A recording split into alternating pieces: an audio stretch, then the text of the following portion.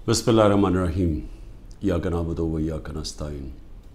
सबसे पहले तो मैं तहरीक इंसाफ के कारकुनों को मुबारक देता हूँ कि इसके बावजूद कि पूरा क्रैकडाउन हुआ तहरीक इंसाफ के ख़िलाफ़, तकरीबन सारी लीडरशिप या जेल में है या अंडरग्राउंड है, छुपी हुई है, उसके बावजूद जिस तरह पब्लिक निकली और इस चीज़ के ऊपर जो कि हर मुसलमान को तकलीफ़ देती है कि कुरान की जो बेहुरमती की गई स्वीडन के अंदर और आज़ादी राय के आड़ लेके उसके पीछे छुप के की गई, तो मुझे बड़ी खुशी हुई कि एक ज़िंदा कौम की तरह और अपने कारकुनों को मैं ख़ास तौर पे कहना चाहता हूँ कि ज़िंदा कौमें ही निकलती हैं हक़ सच के लिए और इंसाफ के लिए।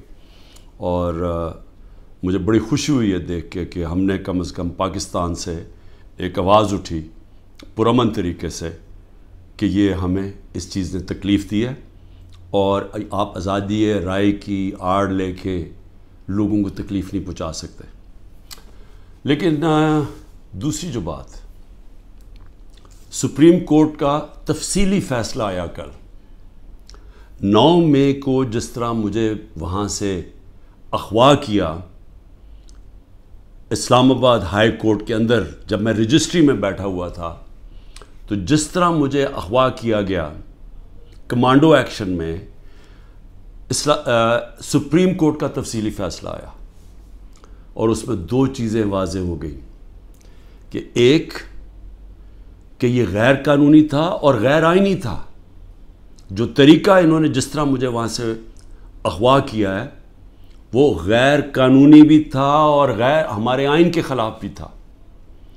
और ये भी उसमें आया सुप्रीम कोर्ट के फ़ैसले में कि जब मैं चीफ़ जस्टिस साहब के सामने पेश हुआ तो पहली दफ़ा मुझे पता चला कि क्या हुआ मुल्क के अंदर, तोड़ फोड़ हुई, आग लगी, कितने बड़े एहतजाज हुए। मुझे तो कोई अंदाज़ा ही नहीं था क्योंकि मुझे तो इन्होंने नज़रबंद किया हुआ था। तो ये भी चीज़ वाज़ेह हो गई क्योंकि मेरे ऊपर केसेस पे केसेस किए जा रहे हैं, पता नहीं कितने 30-40 केस कर चुके हैं अब तक, कि ये मेरी ईमा पे सब कुछ हुआ है, ये जो तोड़ फोड़ हुई है, ये जो जलाया गया और जो एहतजाज हुए। तो मैं आज ये सबसे पहले कहना चाहता हूँ कि अब अगर जो मुल्क की सबसे बड़ी अदालत का फ़ैसला आ गया है कि ये गैर आइनी और गैर कानूनी तौर पे मुझे वहाँ से जिस तरीके से मुझे वहाँ से पकड़ के लेके गए हैं, जिस तरीके से उन्होंने शीशे तोड़े रजिस्ट्री ऑफिस के, वहाँ के स्टाफ को डंडे मारे, उनकी कंप्यूटर और इक्विपमेंट को तोड़ा, मेरे लोगों को जो गार्ड्स थे उनको मारा, वकीलों को मारा, मुझे सर पे डंडा लगा, और फिर जिस तरह एक दहशतगर्द और मुजरिम की तरह वो जो कि मुल्क की सबसे बड़ी पार्टी का सरबराह है, सारी दुनिया ने वो फिर देखा जिस तरह मुझे इन्होंने वहाँ से पकड़ के लेके गए। और फिर दुनिया में ख़बर क्या गई कि जी करप्शन के ऊपर इमरान खान को पकड़ा। वो आदमी जो इस मुल्क की तारीख़ का सबसे ज़्यादा पैसा इकट्ठा करता है खैराती प्रोजेक्ट्स के लिए, जिसको ये कौम सबसे ज़्यादा जिस पे एतमाद करती है अपने पैसे से, इससे बड़ा तो कोई एतमाद नहीं है कि जब लोग अपने पैसे से किसी को ट्रस्ट करते हैं कि उन्हें पता है कि उनका पैसा वो अमानतदार है, जिसको सुप्रीम कोर्ट ने पहले सादिक और अमीन भी कहा है, जिसने सारे पाकिस्तान के अवार्ड्स जीते हुए हैं, जो 50 साल से सारी दुनिया के अंदर पाकिस्तानी को दुनिया जानती है और जिसने अपनी तरफ से क्रिकेट के अंदर पाकिस्तान का नाम रोशन किया। तो मेरा सबसे पहला सवाल ये है कि इसका कौन ज़िम्मेदार है? क्या इंटीरियर मिनिस्ट्री ज़िम्मेदारी उठाएगी इसकी? कोई इसको ज़िम्मेदार ठहराएगा? और क्या नैब चेयरमैन इसकी ज़िम्मेदारी लेगा जो हुआ मेरे साथ? और मैं अब इससे आगे चलता हूँ। जब मुझे ये जिस तरह उठाया गया और अब साबित हो गया कि ये इस मुल्क के आइन और कानून के ख़िलाफ़ था, تو کیا ہماری پارٹی کو یہ حق نہیں تھا پرامن احتجاج کرنے کا؟ اب تو اگر ثابت ہو گیا نا کہ یہ قانون توڑ کے مجھے وہاں سے اغوا کیا گیا اور جس طرح مجھے ذلیل کیا گیا، تو کیا ایک ملک کی سب سے بڑی پارٹی کے سربراہ کو جب اس طرح اسے کیا جائے تو کیا اس کی پارٹی کو حق نہیں تھا پرامن احتجاج کرنے کا؟ اور یہ میں پھر واضح کر دوں، آئین ہمیں کہیں جگہ پہ روکتا نہیں ہے پرامن احتجاج سے، کہ جی کنٹونمنٹ میں احتجاج ہو یا جہاں بھی ہو، ہم کہیں بھی احتجاج کر سکتے ہیں۔ یہ ہمیں آئین ہمیں حق دیتا ہے، ہمیں توڑ پھوڑ کا حق نہیں دیتا، ہمیں جلانے کا حق نہیں دیتا، اور وہ سارے ہم سب اس کی مذمت کرتے ہیں۔ میں نے سپریم کورٹ میں جب مجھے بتایا چیف جسٹس صاحب نے، میں نے اس کی مذمت کی، اور انہوں نے وہ لکھا اپنے آرڈر کے اندر، اور میں نے کہا کہ 27 سال میں آج تک میں نے کبھی اپنی جماعت کو یہ نہیں کہا کہ کسی قسم کی انتشار کے اندر شامل ہو۔ میری سٹیٹمنٹس ہیں، جب ہمارے سے ظلم بھی ہوا 25 مئی کو، جب ہمارے اوپر جس طرح انہوں نے ہمارے ساتھ ظلم کیا کہ ہمیں بغیر کراؤڈ ہے ان کا ڈنڈے مار کے ٹھیک کرو، عورتوں کے اوپر، بچوں کے اوپر جو ہمارے نکلے ہوئے تھے پرامن احتجاج کے لیے، ان کے اوپر جو انہوں نے تشدد کیا، میں نے اگلے دن اسی دن رات کو ہوا، صبح کو میں نے اپنا دھرنا کینسل کر دیا، اور میری اس تقریر سن لیں، میں نے ادھر کہا کہ میں انتشار نہیں چاہتا۔ 26 نومبر کو 4 لاکھ لوگ جمع ہوئے پنڈی کے اندر، اور وہ سارے تھا کہ ہم نے پرامن ایک مارچ کرنی ہے وہاں سے اسلام آباد۔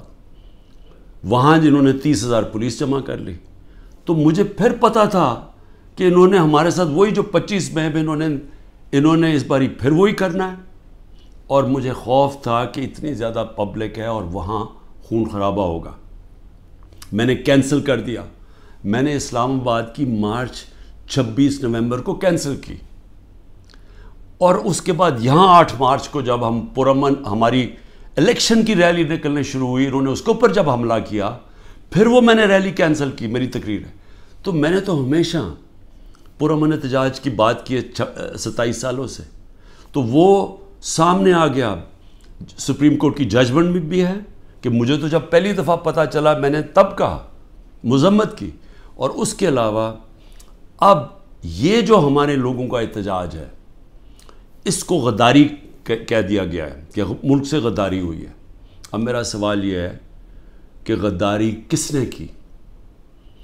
کیا ڈنڈے مار کے ایک پارٹی کے سربراہ کو اور اس کے لوگوں کو مار کے اور غیر قانونی طور پہ اغوا کرو، اور پھر ہم سمجھیں کہ جی وہ بھیڑ بکریوں کی طرح چپ کر کے بیٹھ جائے گی پارٹی، وہ احتجاج بھی نہیں کر سکتی، وہ احتجاج کرے تو وہ غداری ہوگی اب، اور ان کو ساروں کو جیلوں میں 48 گھنٹے میں 10,000 لوگوں کو جیلوں میں ڈالا، سینئر لیڈرشپ ساری جیل میں، ابھی ساری انڈر گراؤنڈ ہے۔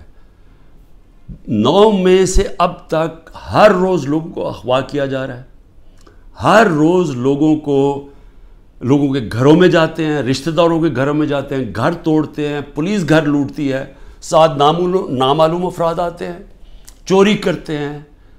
میاں اسلم اقبال کی بیٹی کے سارا جہیز چوری کر کے لے گئے۔ کل وہاں بنو کا ہمارا ایم پی پختون یار 40 لاکھ کا وہاں اس کے گھر پہ سونا پڑا ہوا تھا، زیور پڑا تھا، وہ چوری کر کے لے گئے۔ یہ کون سی دنیا میں اس کی اجازت ملتی ہے؟ کون سے قانون کے تحت؟ اور صرف سزا مل رہی ہے کہ جی آپ نے 9 مئی کو احتجاج کیوں کیا؟ کیونکہ اب تو واضح ہو گیا نا کہ ہمارا احتجاج جائز تھا، کیونکہ غیر قانونی طور پہ، پھر سے میں کہتا ہوں، آئین توڑ کے مجھے اٹھایا گیا ہے، اور جس طرح اٹھایا گیا ہے اس کا ریاکشن آنا تھا۔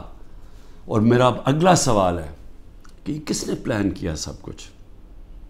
کیونکہ یہ جس نے بھی پلان کیا، کیا وہ چاہتے تھے کہ یہ ریاکشن ہو؟ کیا یہ جان کے کیا گیا؟ کیونکہ اور طرح کی بھی تھے، اگر پکڑنا تھا وارنٹ دکھاتے پولیس، میں نے چلنے سے پہلے کہا کہ اب مجھے پکڑنا ہے تو وارنٹ دکھاؤ، پولیس آ کے لے جائے، تو وہاں سے اس طرح بھی، لیکن کیوں یہ جان کے کیا گیا؟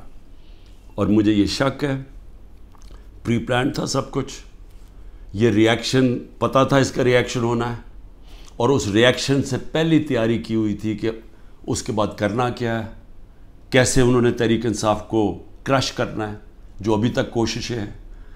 اور پھر ابھی تک میں آخری 2 سوال پوچھتا ہوں کہ ابھی تک کیوں نہیں انڈیپینڈنٹ انویسٹیگیشن ہوئی کہ جو یہ کور کمانڈر کا گھر جلایا گیا ہے اس کے پیچھے کون تھا؟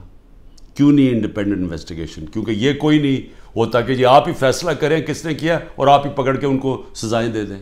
یہ جج، جوری، ایکسیکیوشنر دنیا کے کسی قانون میں نہیں ہوتا. تو کوئی انڈیپینڈنٹ انویسٹیگیشن نہیں ہوئی. ہم ڈیمانڈ کرتے ہیں انڈیپینڈنٹ انویسٹیگیشن ہو. انشاءاللہ ہم ثبوت دیں گے کہ اس کے اندر لوگ گھسائے ہوئے تھے، ایمبیڈ کیے ہوئے تھے لوگ. جس طرح میرے گھر کے باہر پلان بنا ہوا تھا کہ انہوں نے پولیس کے دونوں اسلام آباد آئی جی نے لوگ تیار کیے ہوئے تھے، پولیس والے چند تھے، یہاں لاہور کے آئی جی نے پلان کیا ہوا تھا اور انہوں نے مل کے یہاں سے گولی چلانی تھی پولیس کے اوپر، انہوں نے پھر پورا اٹیک کرنا تھا واپس. یہ سارا پلان بنا ہوا تھا جو میں نے 22 مارچ کو پبلک کو پہلے بتا دیا. تو یہ بھی ایمبیڈ کیے ہوئے تھے، لوگوں کو اندر گھسایا ہوا تھا ہمارے، کیونکہ ہر جگہ سے، کیونکہ میں نے جب بعد میں پوچھتا گیا کہ یہ ہوا کیا ہے، ہر جگہ سے ایک آئی کہ جی لوگ تھے، کئی لوگ اندر گھسے ہوئے تھے، وہ اشتعال دلوا رہے تھے لوگوں کو. اور پھر ہر جگہ سے ایک چیز آئی کہ جی یہ جو ریڈیو پاکستان جلا ہے یہ کوئی ماچس کی تیلی سے تو نہیں جلا. جو میاں والی کے اندر جہاز چوک جو سب کو فخر کرتے تھے، وہ سیبر جو لگا ہوا ہے میاں والی میں، اس کو کس نے جلایا؟ ایلومینیم کیسے جل سکتا ہے ماچس سے؟ کوئی پلان ہی تھا نا. تو چلیں ہم غلط ہو سکتے ہیں لیکن انڈیپینڈنٹ انویسٹیگیشن تو ہونا چاہیے نا اس کا. وہ کیوں نہیں ہو رہا؟ اور مجھے افسوس ہے کہ جو فضا بنائی ہوئی ہے کہ غدار پوری پارٹی کو غدار بنایا ہوا ہے، اس فضا کے اندر یہ نہیں ہونے لگا. یہ جو اس وقت جنگل کا قانون پاکستان میں ہے یہ نہیں ہوگا. اور دوسری چیز میں سوال پوچھتا ہوں آج کہ جو 25 لوگوں کو شہید کیا گیا، جس میں سے 16 ہمارے پاس ایڈریسز ہیں، باقی 9 غائب ہیں، کیونکہ ہمیں خوف ہے کہ اس طرح یہاں اس وقت خوف پھیلایا ہوا ہے، جو یہ جو ظلم کا نظام بنا ہوا ہے اس کے اندر وہ پولیس پہنچ جاتی ہے. یہ 16 کا بھی بڑے مشکل سے ڈر کے ان کے رشتہ داروں نے بتایا، ان کے نام دیے ہیں، پتہ دیے ہیں، جو 16 لوگ شہید کیے گئے ہیں. اس کے علاوہ جو 3 لوگ، پہلے میں 2 سمجھ 3 لوگوں کی ٹانگیں ضائع ہو گئی ہیں، ٹانگیں کٹ گئی ہیں گولیاں لگ کے. ایک پیرالائزڈ ہے، اس کی کمر میں گولی لگی ہے، وہ بستر پہ ہے. اور اس کے علاوہ 50 سے زیادہ لوگوں کو گولیاں لگی ہیں. اب میں یہ سوال پوچھتا ہوں، یہ کیا پاکستانی نہیں تھے؟ یہ انسان تھے نا. تو انسانوں کے تو حقوق ہوتے ہیں.